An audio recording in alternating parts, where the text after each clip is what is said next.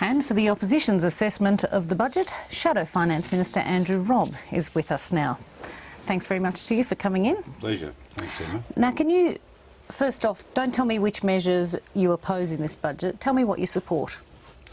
Well, we will take a considered view of all of the measures that the government has put up and make decisions in a considered way. I think this is in contrast to what we see the government sort of knee-jerk reaction so often. So you can't tell me anything you support in this budget? We haven't yet taken considered decisions, so I think it's important, you know, when people have lost so much confidence in the government process, when you've had, you know, the Treasurer 1 week saying that they've taken a $7 billion hit to revenue, the next week the Prime Minister says $12 billion, the following week my counterpart Penny Wong says $17 billion.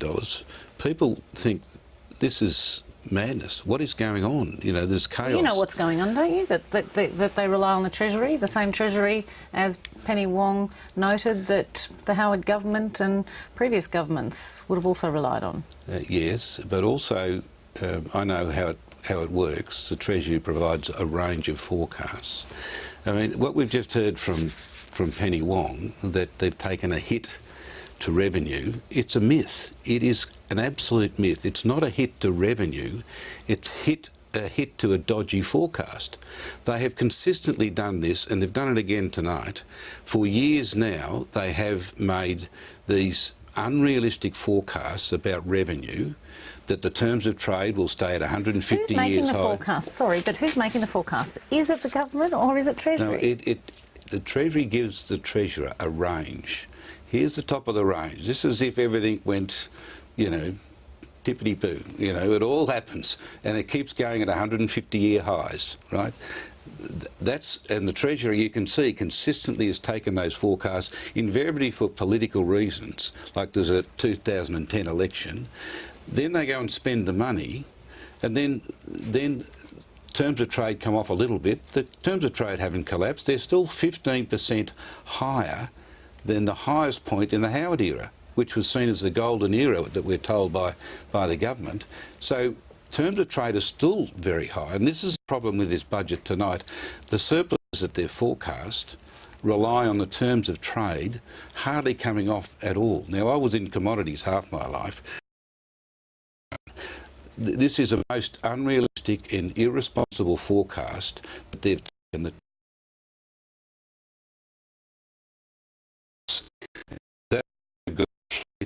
That's a good again. Surplus.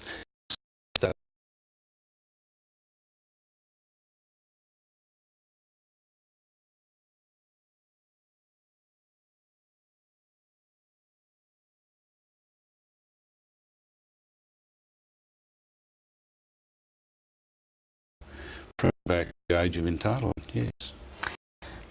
Just so ago, Mr Hockey, over a proposal. That mythology is running. I wouldn't believe everything you read or hear in the press. So that's not true?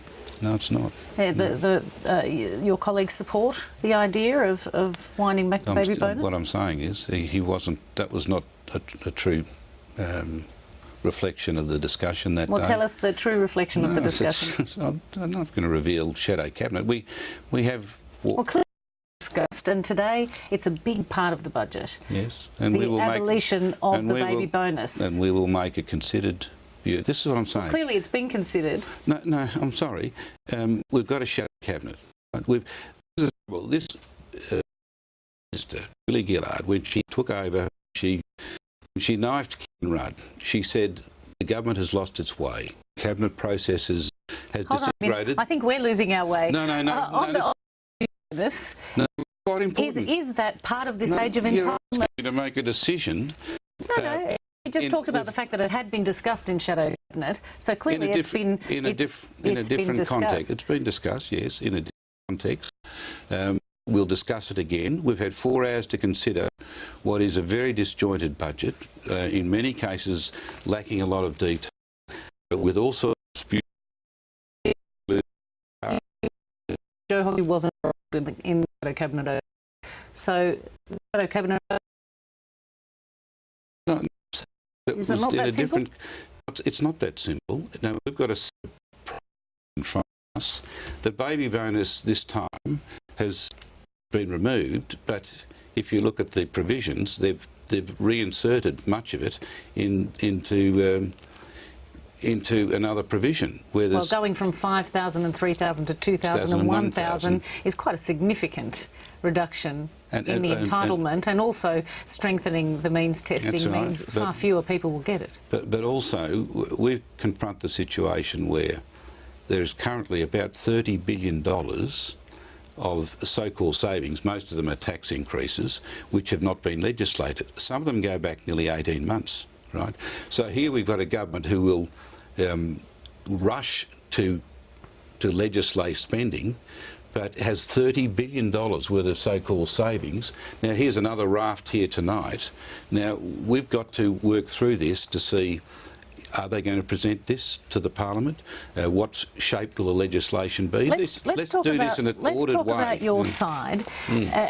And it's a little curious that for all the talk, for all the coalition's talk of this government's profligacy, your signature policy, the opposition's signature policy, is one of spending something in the order of $3 to $5 billion on a paid parental leave scheme. It is a fully funded policy, as will be all but it's not a saving policy, it's a spending policy.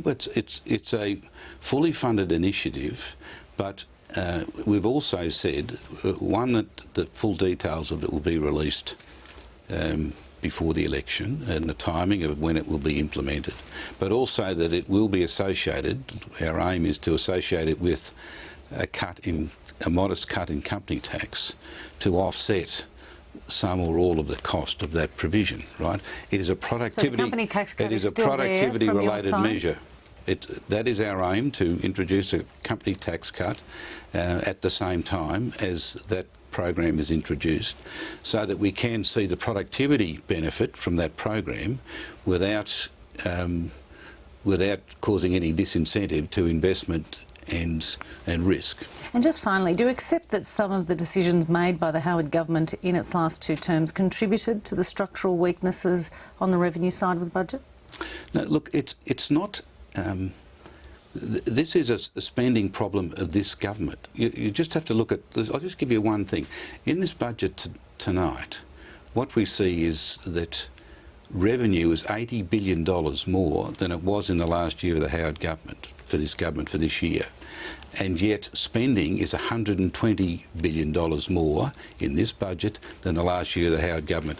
Now, that says it all. This government has got a spending problem, not a revenue problem. The economy is also bigger, isn't it? Economy is bigger, but revenue has risen nearly 40% since the Howard government finished. So there's a 40% increase in revenue, and yet they have spent $191 billion more than they've raised in revenue. They're just unable to contain and live within their means. And this budget, again, is another example of profligate spending and a situation where we're just going to see more red ink for many years to come.